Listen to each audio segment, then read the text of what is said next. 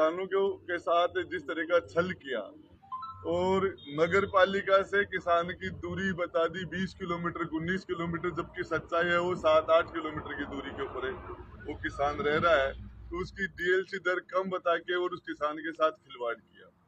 और किसान के जितने भी हर किसान के जो ट्यूबवेल था, कुआं था, उसके पास हर जगह उसका एक बालाजी का मंदिर था। तो सभी बालाजी के मंदिरों को, बजरंगबली के मंदिरों को, और जिनकी तादाद सैकड़ों में है, उन सभी मंदिरों को तोड़ दिया गया, हटा दिया गया, उस जगह को उठा के ले गए और उसका अधिग्रहण कर लिया। तो उन्होंने ये कहा था कि हम एक बड़ा भव्य मंदिर बना देंगे बालाजी का, और इस नाम से किसानों को संतुष्ट किया था। वैसा श्री सीमेंट ने आज तक कुछ भी नहीं किया। इसके अलावा जो जमीन किसानों की थी, इसके अलावा जो जोड़ थे, जो सवाई चक थी, जो चरागाह था, वो सारी की सारी जमीनें श्री सीमेंट वालों ने, इन्होंने उसको अक्वायर कर लिया, उस पर कब्जा कर लिया। जो जमीनें मंदिर की थी, मंदिर माफिक जमीन थी, उसमें जो किसान को तो लॉलीपॉप दे दिया, कुछ दिया नहीं, जो उसमें खेती कर रहा था, उस जमीन मंदिर के नाम होने की वजह से उस जमीन का पैसा, उसका जो कंपनसेशन था, मुआवजा था, वो किसको दिया? न तो मंदिर बनाया, न मंदिर के मूर्ति के पास गया, वो सरकार के पास है, कंपनी ने किसको वो पैसे दिए? ये एक बड़े मुद्दे हैं। इसके साथ साथ जो रेलवे ट्रैक है, उस रेलवे ट्रैक की जो एक रेलवे ट्रैक बनाने की इनकी संभावित योजना है, उससे भी किसान भयभीत है। और भूमिहीन लोग जो SC ST के हैं, उन लोगों के 50-50, 100-100 घर हैं, और उनको भी रोज डराया जा रहा है, धमकाया जा रहा है कि तुम्हारा घर खाली कराएंगे। तो वो उन लोगों के पास दूसरी जगह ही नहीं, वो कहाँ जाएंगे? तो ऐसे काफी मुद्दे हैं। इन्होंने गौशाला बनाने की बात की थी, 6000 गायें थी यहाँ। ये जो 8-10 गांवों का जो रकबा है, हजारों बीघा जमीन इन्होंने एक्वायर की, उसके अंदर जो गौशाला बनाने की बात की थी, गौशाला तो एक ही नहीं बनाई, और सैकड़ी गायों को, जिंदा गायों को इन्होंने जमीन के अंदर मिट्टी में दफना दिया, किसान का भविष्य दफना दिया। इसके अंदर हमारे नरेंद्र जी कड़वासरा है, हमारे कैलाश जी हैं, हमारे राजवीर जी हैं, राजेश जी हैं, हमारे ये सारे किसान मित्र, किसान भाई जो यहाँ इकट्ठे हुए हैं, और इन्होंने एक अपनी जो मांग पत्र है, जो इनकी समस्याएं हैं, उनमें रेलवे लाइन की जो समस्या है, लोकल किसानों जो नौजवान है उनको रोजगार की समस्या है, काश्तकार की जमीन जिस टाइम में अधिग्रहित की गई और उसके बाद में उसको मुआवजा नहीं दिया, तो उस टाइम का नहीं, वो आज का मुआवजा मांग रहा है। ये झगड़े हैं। किसी के घर के पास माइनिंग की जाती है, मैगजीन बना दी, जो मापदंड थे 300 मीटर के, उनको पूरा नहीं किया गया। तो यहाँ इन सभी किसानों के घरों की प्रॉब्लम है। किसी के मवेशी इनकी माइंस में गिर जाते हैं, गायें गिर जाती है, बकरियां, आदमी जनमानस का भी नुकसान होने का अंदेशा बना रहता है। ये सारी बातों के लिए आज ये सैकड़ों की तादाद में किसान यहाँ इकट्ठा हुआ है। अपनी समस्याओं के लिए उन्हें एक जन जागरण अभियान चला के एक बड़ा आंदोलन चलाया जाए, और उस आंदोलन से ये जो सरकारों, ये धरना सेठ अपने पैसे के बल पर लोगों का ईमान खरीद रहे हैं, सरकारों को खरीद रहे हैं। हमारे लोकल यहाँ के जो जनप्रतिनिधि हैं, जिनका जमीन कमजोरी है, उनको खरीद रहे हैं। वो बदराना जोड़ा की बात करने वाले उसके नाम से वोट लेके चले गए। आज कहाँ है बदराना जोड़ा? हमारी जो शेखावाटी नवलगढ़ है, और नवलगढ़ की हवेलियों को हमारे यूरोप के टूरिस्ट आते थे यहाँ, आज उन हेरिटेज हवेलियों को तोड़ा जा रहा है, जनप्रतिनिधियों के द्वारा तोड़ा जा रहा है।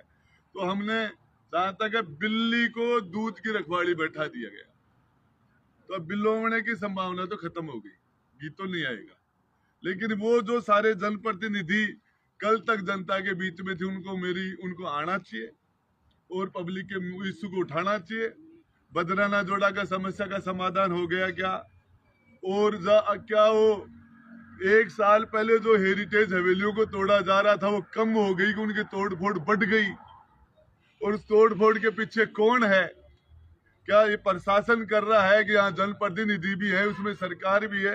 ये सारे हमारी शेखावाटी के किसान को बचाने के लिए, शेखावाटी के हेरिटेज को बचाने के लिए, शेखावाटी के पर्यावरण को बचाने के लिए, यहाँ के लोगों को रोजगार दिया नहीं और पॉल्यूशन देके सबके फेफड़े खराब कर दिए, लोगों को रोगी बना दिया गया।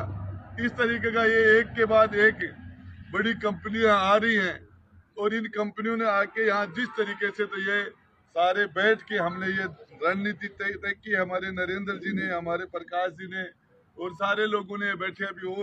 और ये आगे की बात है आपको ये नरेंद्र जी बताएंगे। तो ये बड़ा एक जन आंदोलन किया जाएगा और इस लड़ाई को एक साथ लड़ा जाएगा। एक विद्याधर की समस्या का समाधान होना सारे किसानों की समस्या का समाधान नहीं है। आपकी चिमनी, जो आपके पॉल्यूशन की चिमनी है, जिसकी जितनी हाइट दे रहे हो, उस हाइट के दायरे में उदयपुर वाटी भी आ रहा है। उस हाइट के दायरे में जितनी आप हाइट दे रहे हो, पॉल्यूशन हम भी पी रहे हैं, आपका जहर सभी लोग पी रहे हैं और उससे सभी का स्वास्थ्य बिगड़ रहा है। लोग उम्मीद कर रहे थे कि यहाँ इंडस्ट्री आ रही है, उद्योग आ रहा है, लोगों को रोजगार मिलेगा। लोगों को धक्के मिले हैं और धोखे मिले हैं, विश्वासघात मिला है। और इसके लिए ये सारा का सारा जनमानस, मैं बता देना चाह रहा हूँ ये श्री सीमेंट के ट्रस्टियों से कि आप एक एक किसान को नहीं, आप सभी को संतुष्ट कीजिए। और आपको एक विद्याधर की प्रॉब्लम नहीं है, सैकड़ों विद्याधर हमारे पास और है, उनकी समस्या का भी समाधान कीजिए।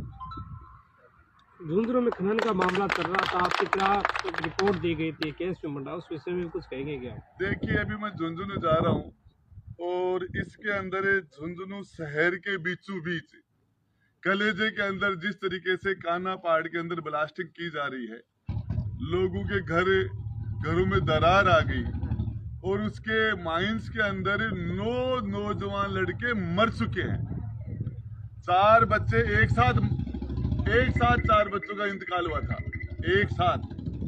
और उन बच्चों को कोर्ट ने 5 बच्चों का मुआवजा भी कोर्ट ने इशू कर दिया कि इनको ये मुआवजा दिया जाए।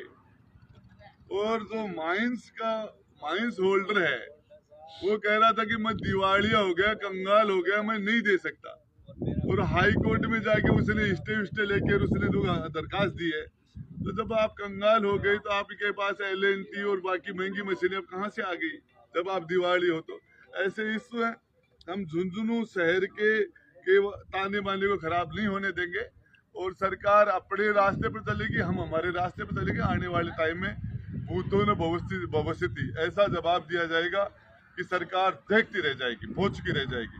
और ये चाहे किसान, चाहे हमारे श्री सीमेंट का मामला हो, चाहे कान्हा पहाड़ का मामला हो, चाहे कहीं भी किसी जगह किसी के साथ नाइंसाफी होगी, जनप्रतिनिधियों को उनके बीच में जाके खड़ा होकर उनके साथ इंसाफ मिलना चाहिए। तो ये लड़ाई सड़क पर लड़ी जाए चाहे सदन में लड़ी जाए, इसके लिए हम लड़ाई लड़ेंगे। सर, लोगों में ये चर्चाएं देखने को मिल रही है, जैसे आपने पहाड़ को लेकर मुआवजे की मांग की है, उसके बाद उन्होंने आपके खिलाफ FIR दर्ज करवाई है ताकि ये मुआवजा ना देना पड़े।